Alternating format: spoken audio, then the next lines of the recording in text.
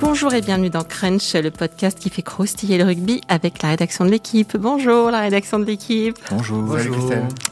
Cette semaine, après le très joli Racing Toulouse de dimanche, on va se pencher sur la prestation toulousaine et c'est So Amazing Jeune Pousse.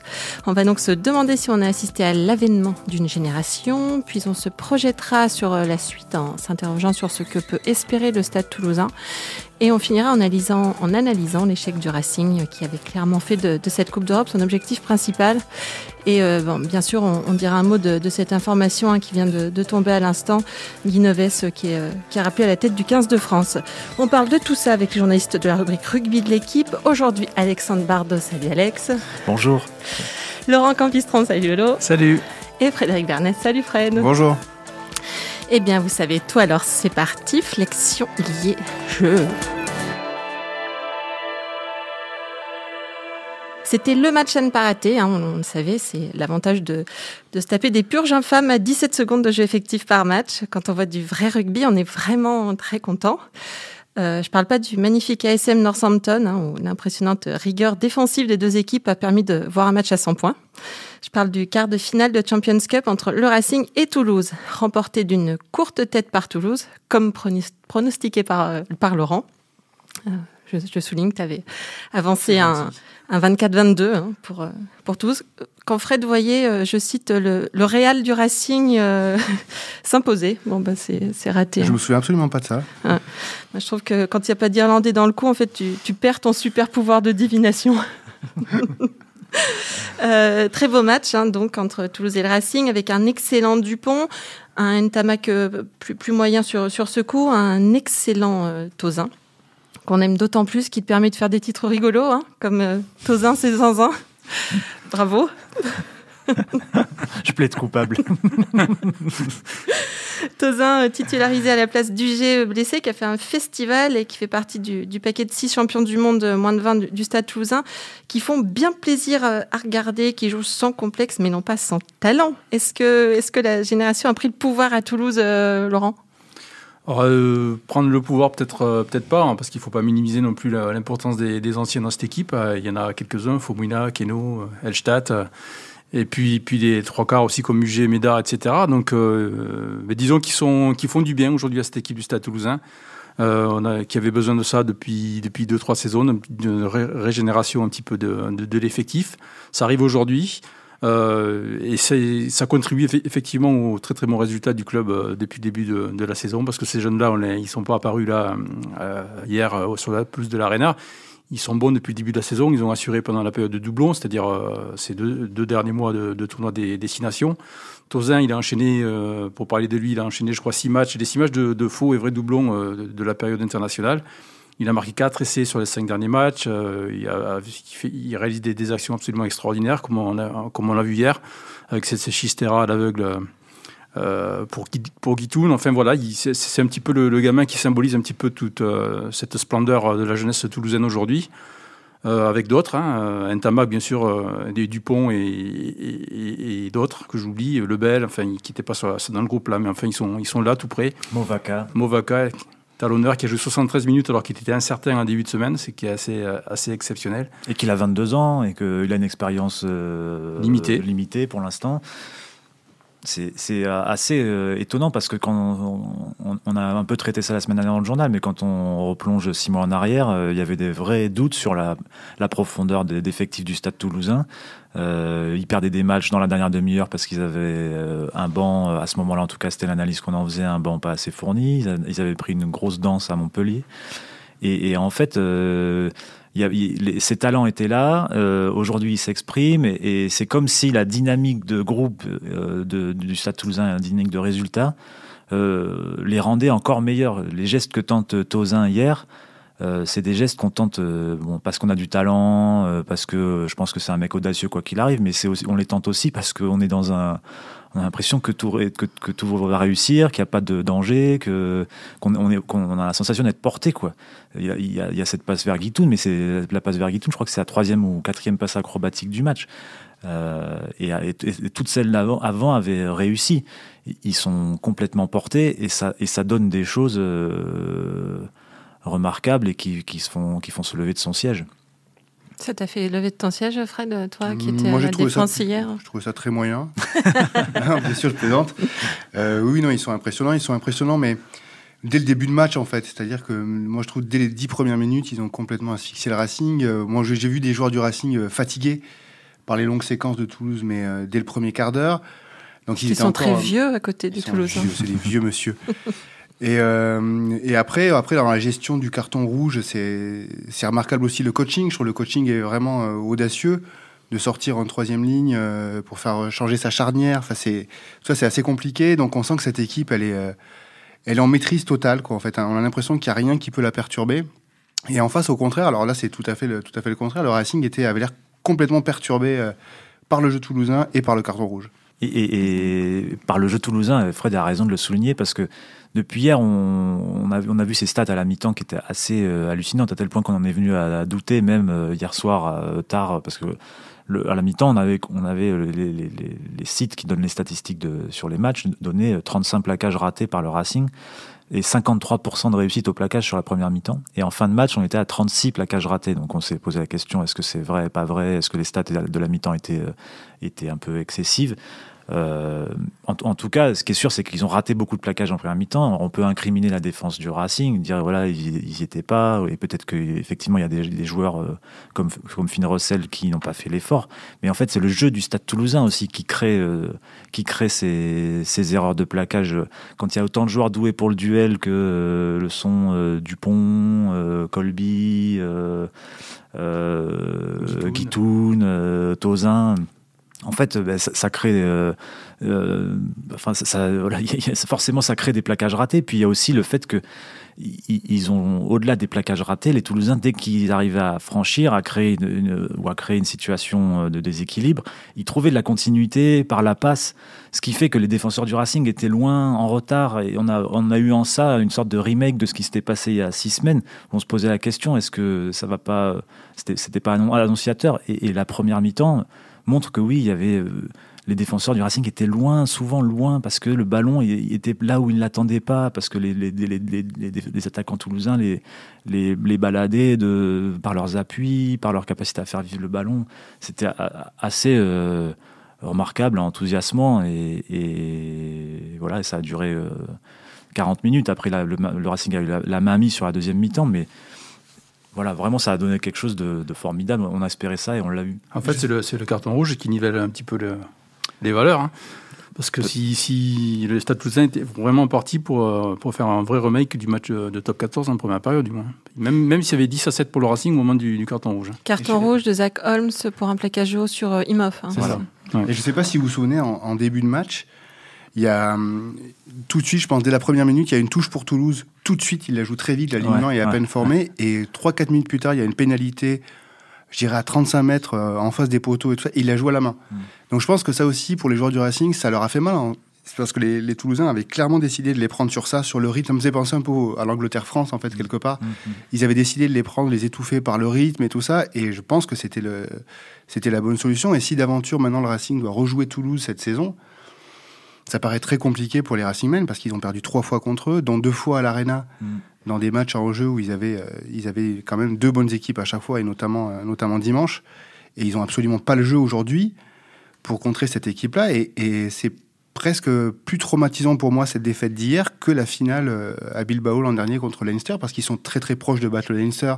L'année dernière, ils sont vraiment kiff-kiff, les 2 équipes. Alors que hier, ils ont un problème qui est presque plus profond de jeu, en fait. C'est-à-dire que là, ils se retrouvent face à une équipe qui, sur leur terrain en plus, qui est très particulier, leur pose des problèmes aujourd'hui insolubles, quoi. Mais la semaine dernière, on se posait la question dans le podcast, est-ce qu'il faut que le Racing ferme un peu plus le jeu, sorte de ces schémas de la saison en cours? Et en fait, le match d'hier, après le match d'hier, la réponse serait plutôt que oui. Et parce que il y a plein de moments dans le match où on a vu que en fait, le Racing était contré dans ses intentions, notamment au large, alors qu'il y avait des solutions dans l'axe du terrain, dans l'axe des rucks. Ils ont réussi à trouver des brèches là plusieurs fois dans le match, mais ils n'ont pas voulu les utiliser, comme si ils s'étaient programmés pour montrer que voilà, il savait faire autre chose, ou que je dirais pas que il y a pas de péché d'orgueil, mais ils n'ont pas un moment senti qu'il y avait d'autres solutions que celles de leur jeu traditionnel d'aujourd'hui, et notamment en deuxième mi-temps. À un moment, ils ont trouvé un tout petit peu la voie en tout début de deuxième mi-temps en faisant des grandes possessions, une grande possession avec beaucoup de jeux directs, et ils ont réussi à marquer, je crois, 3 points à ce moment-là, mais aussi on a senti que les Toulousains étaient au bord de la rupture, et ils n'ont pas continué dans cette voie-là. Les leaders ont clairement failli, on pense à Finn Russell, Machno était un peu en dedans aussi. C'est étonnant de voir cette équipe-là, parce qu'il y a beaucoup de maturité quand même dans cette équipe, mais là, hier, non.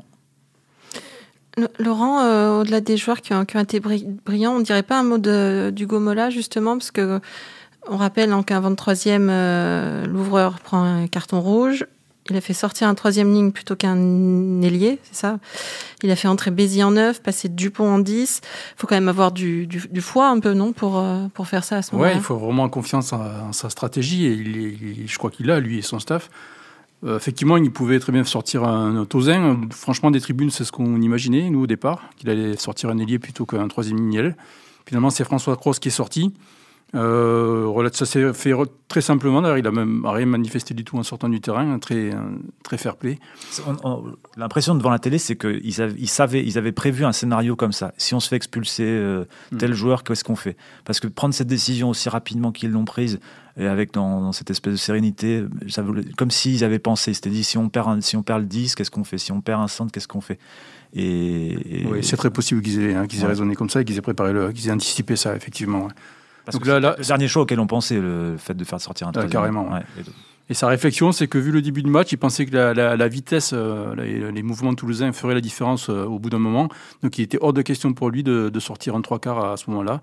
Et comme il a estimé que Jérôme Queneau et Reinhard Hellstadt, les deux autres 3e lignes, effectuaient un travail de titan en défense, il a estimé qu'il pouvait très bien se passer de François Cros à ce moment-là du match, et continuer avec une ligne de 3/4 complète.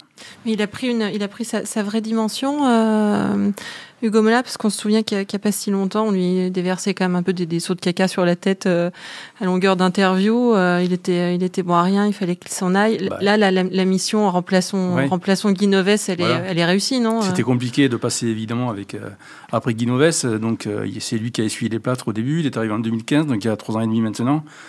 Il est arrivé avec un effectif qui était déjà établi et franchement vieillissant. Donc les joueurs sont partis au fur et à mesure. Comme qui, tu nous rappelles un peu du sautoir, c'était l'an dernier. Albacete au départ.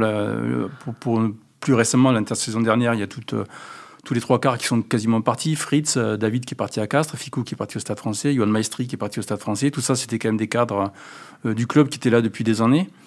Et donc, pour la première fois, peut-être cette saison, ça avait déjà commencé un petit peu la saison dernière, mais il est à la tête d'un effectif qu'il a souhaité, qu'il a fait grandir avec ses adjoints, parce que beaucoup sur du centre de formation. Là aussi, il y a une politique très claire établie par le Stade Toulousain pour faire émerger des jeunes avec un style de jeu tout en mouvement et en vitesse très, très établie. Et aujourd'hui, il en tire logiquement les conséquences, avec aussi une structure technique, staff technique très, très complète, avec à la fois des adjoints, des coachs assistants qui sont donc adjoints en équipe 1, mais qui sont également les entraîneurs de l'équipe Espoir, ce qui permet de créer une passerelle franchement très, très probante entre l'élite et le secteur de formation. Et là où Mola, en fait, aujourd'hui, il a l'effectif qui correspond à son idée du jeu et à l'idée du jeu toulousain tel qu'on l'imagine. Et en fait, jusque-là, je pense qu'il y avait quand même des choses à lui reprocher dans ses premiers mois à la tête de l'équipe 1, du Stade Toulousain, c'est qu'il n'avait pas l'effectif pour jouer comme il voulait, et que malgré tout, ils essayaient de déplacer le ballon alors qu'ils avaient un effectif plutôt lourd, des joueurs pas forcément créatifs, pas forcément passeurs, et malgré tout, ils essayaient de déplacer le ballon beaucoup sur la largeur, et c'était en tout cas, beaucoup de matchs montraient que, je repense au match du Munster il y a 2 ou 3 ans, ce quart de finale, qui était un échec total. Et aujourd'hui, là, il a la bonne matière à sa disposition, les bons joueurs, et on voit qu'il arrive à faire vivre ce jeu-là à travers ses joueurs de manière c'est remarquable. Il a les bons joueurs et je repense parce qu'en fait, moi, en ce moment, je fais quelques insomnies et j'ai revu le match hier soir.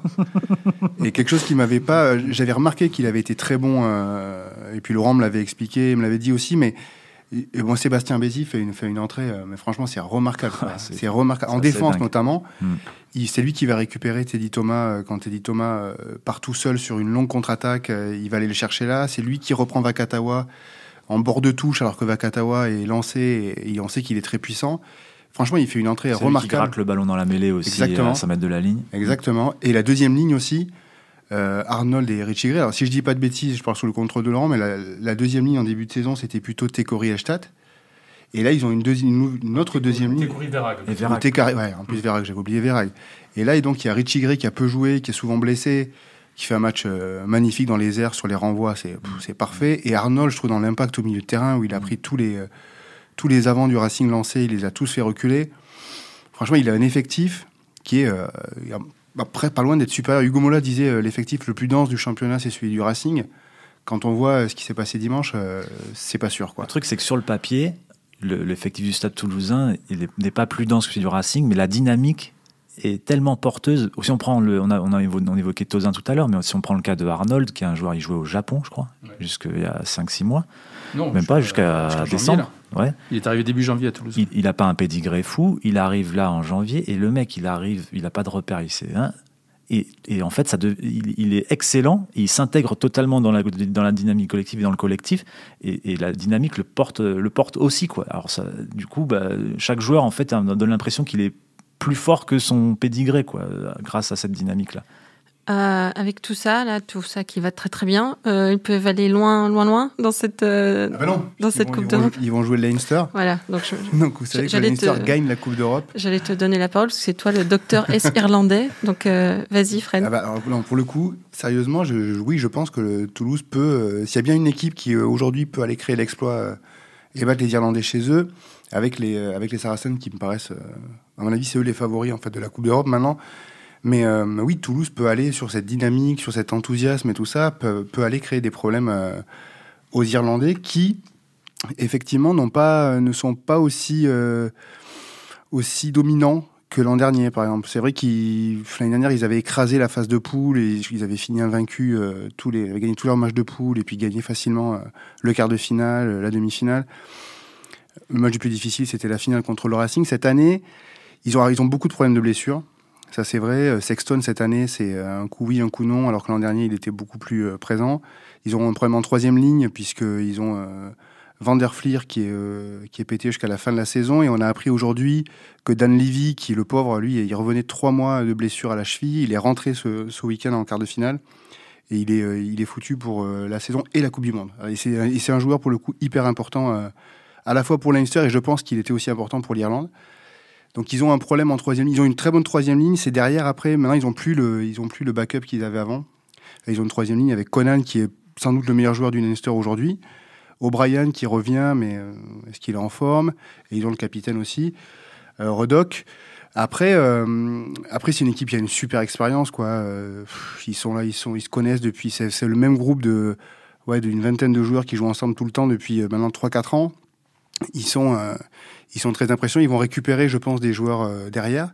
Ils vont peut-être récupérer Encho, qui leur manque là quand même depuis 2 mois. Ils vont récupérer leur pépite néo-zélandaise sur l'aile. Et quand on voit les ailiers toulousains, ça peut aider. C'est James Lowe.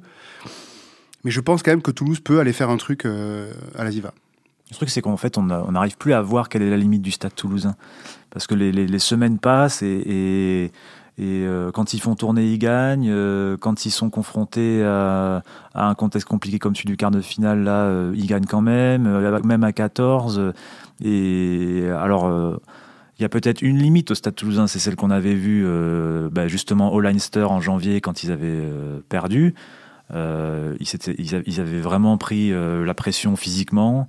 Et ils s'étaient retrouvés aussi en difficulté parce que le Leinster, contrairement à hier, le Racing a perdu quand même beaucoup de ballons proches des lignes.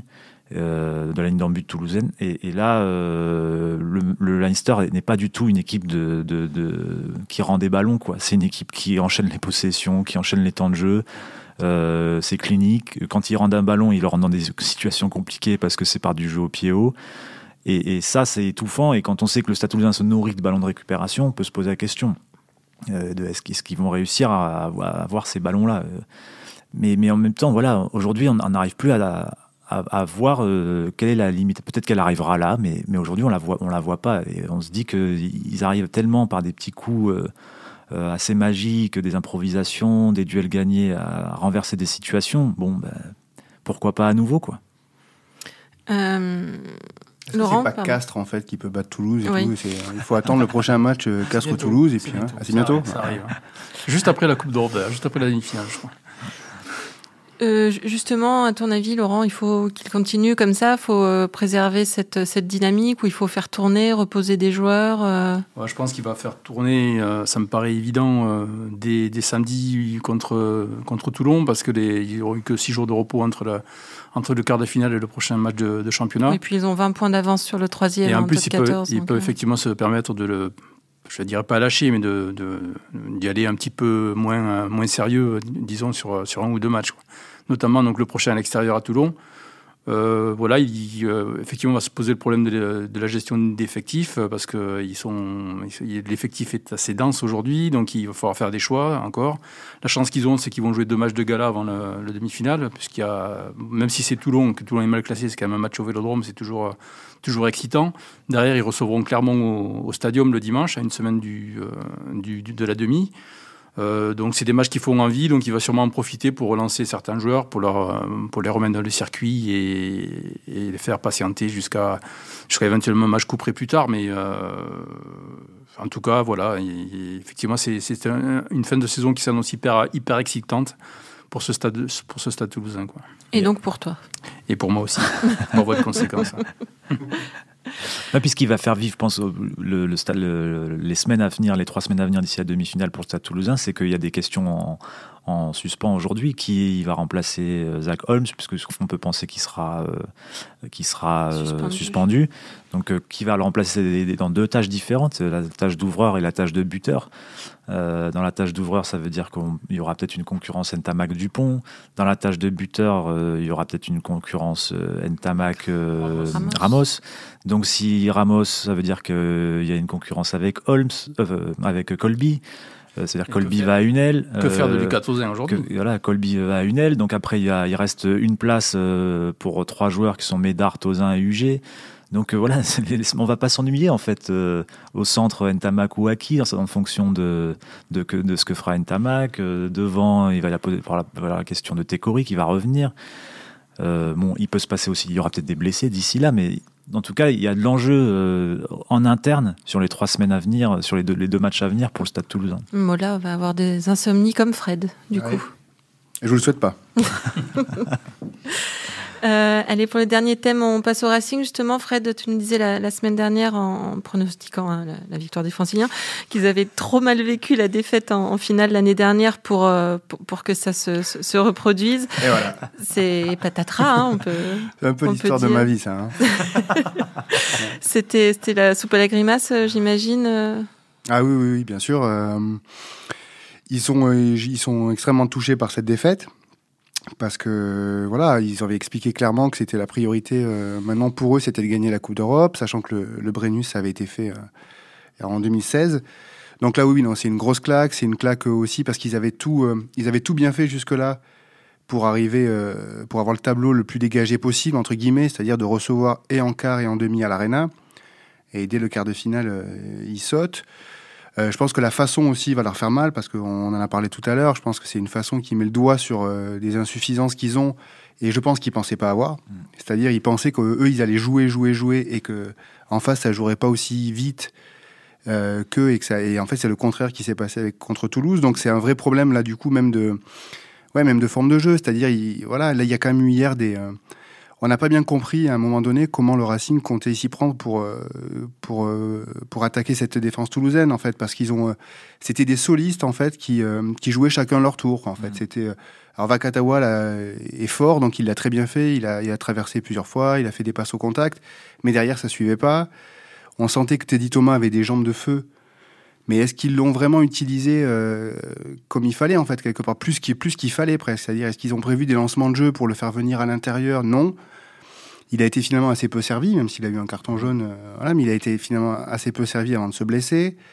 Zebo, on l'a pas tellement vu dans ses courses qu'il fait souvent avec Russell, ça n'a pas combiné du tout. Après, ils ont fait beaucoup d'erreurs.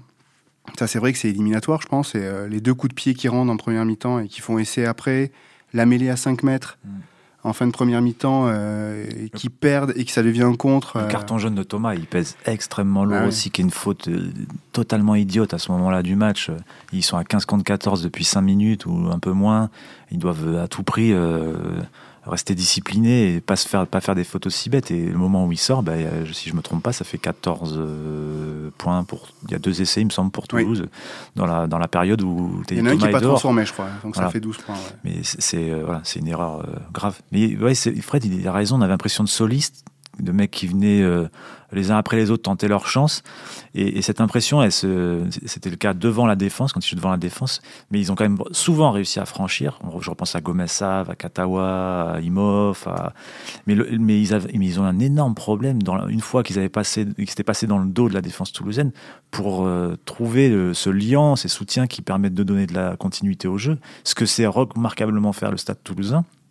Et eux, ils ont fait l'exact inverse. Ils ont eu du mal à trouver, à rendre ces coups gagnants par un bon positionnement des soutiens, des bons réflexes collectifs. Et c'est étonnant parce que c'est quand même un assemblage de talents immense, cette équipe, avec des joueurs intelligents, mais ils n'ont pas réussi à jouer juste ensemble, en fait. Et ça coûte cher parce que il y a une part c'est pas un accident industriel, ça sera un peu fort, mais quand on construit son propre stade, qu'on vise la Coupe d'Europe, qu'on reçoit son quart de finale à domicile dans ce stade-là, qu'on a une équipe bâtie pour la Coupe d'Europe et pour un jeu rapide, et qu'on prend ce bouillon-là en étant à 15 contre 14, ça remet des choses en question, forcément. Mais comme quoi? Qu'est-ce qui peut être mis en question là, après un naufrage comme ça? Déjà, l'effectif, moi, je trouve moins fort que celui de la saison dernière. Il n'y a pas la même force collective qui se dégage, effectivement. On sent qu'il y a un peu plus d'individualité aujourd'hui. Je crois qu'il leur manque un vrai numéro 8, un vrai bon numéro 8, voire 1 ou 2 troisième lignes. Nyanga, justement, qui faisait office de 8 la saison dernière, était sûrement très, très important pour cette force collective dont je parlais. Ils n'ont pas d'équivalent aujourd'hui. Il doit leur manquer aussi un deuxième ligne d'envergure vraiment internationale également. Je trouve que c'est moins fort devant, quoi. Ouais, je suis complètement d'accord. Je pense que, et Dieu sait que j'aime beaucoup Dona Karayan. C'est vrai que sur un match comme ça, pour lui, je trouve que le ratio par rapport à la deuxième ligne toulousaine, il est dur pour lui parce qu'en fait, à l'impact, il n'a pas autant d'impact que peuvent avoir Arnold et Gray sur un match comme celui-là, par exemple. Zarzewski hier aussi. Zarzewski, à mon avis, il était touché par le premier choc qu'il a eu, parce qu'après, derrière, il fait une touche, tout de suite après, une touche qui est beaucoup trop longue, c'est pas tellement son genre. Je pense qu'il perd de ballon. Ouais, il n'était pas très bien.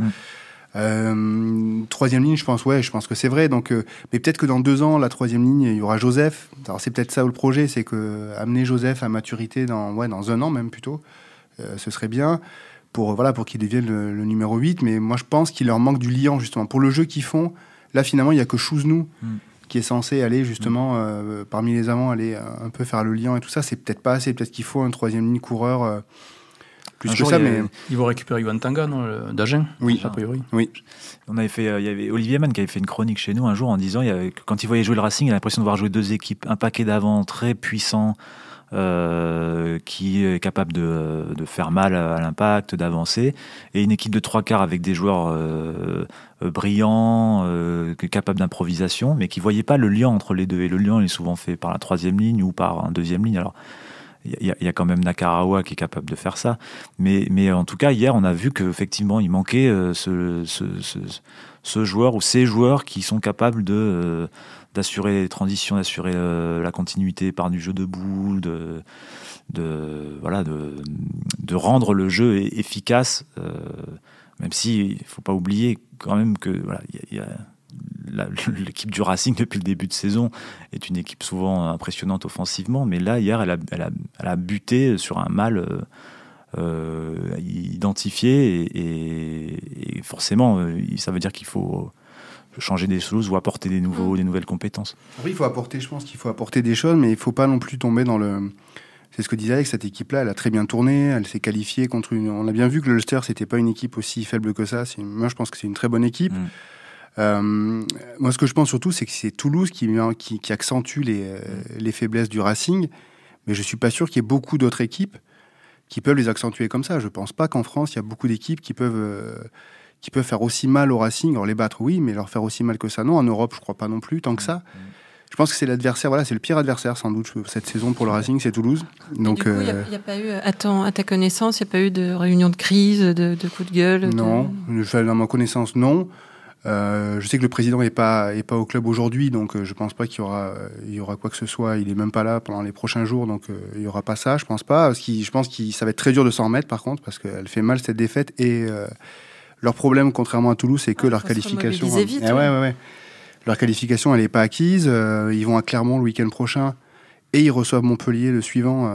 Je pense que c'est les 2 matchs les plus difficiles pour différentes raisons, parce que c'est après la Coupe d'Europe et que il faut prendre des points. Oui, parce qu'on rappelle, ils ont 56 points, soit 2 de plus que Castres, 4 de plus que La Rochelle et Bordeaux et 5 de plus que le Stade français. Ils sont 4e. Donc assez serré. C'est assez serré, donc ça va être intéressant aussi de voir comment ils vont réagir. Parce que voilà, la saison n'est pas non plus terminée, ils ont encore une carte à jouer. Moi ça me tarde de voir comment Finn Russell, qui vraiment a été décevant, Dieu sait qu'on l'a beaucoup félicité cette année, parce c'est un joueur à part, je pense. Mais là, hier, effectivement, il est passé à côté. On l'avait dit la semaine dernière, on avait prévenu. Et c'est flagrant, il loupe des... et même du coup, parce que je sais pas si je vous ai dit, j'ai revu le match. Parce que tu as des insomnies. Parce que j'ai des insomnies.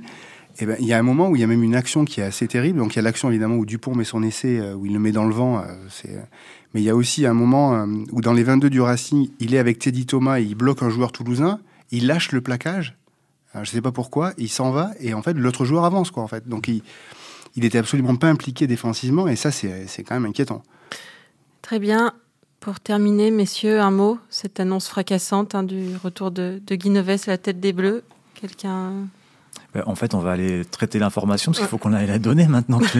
Tu vois, sur notre site internet, puis dans notre journal. Donc là, il faut casser la une pour tu nous embarrasses. En fait, il y avait le choix entre revenir en équipe de France ou devenir consultant à l'équipe. Je crois qu'il a pris la solution la plus lucrative, non? Il paraît que le bouclier de Brennus dans la statue d'Aurélien Rougerie a disparu cette nuit aussi. Aussi, ouais. Ouais. Tu feras attention, derrière toi, t'as un poisson. Ah oui, peut-être qu'on est le 1er avril. Pour les gens qui écoutent l'émission le 5 avril, on est désolé. Oui. Pardon. Mais on est rigolo, on est tozin, c'est zinzin. Voilà. Très bien, merci messieurs. C'était Crunch, une émission de la rédaction de l'équipe. Aujourd'hui, j'étais avec Alexandre Bardot, Laurent Campistron et Fred Bernès. Merci à Roland Richard à l'édition. Retrouvez-nous tous les lundis sur l'équipe.fr, Apple Podcast, SoundCloud. N'hésitez pas à réagir, laissez-nous des commentaires et mettez-nous plein d'étoiles. À la semaine prochaine.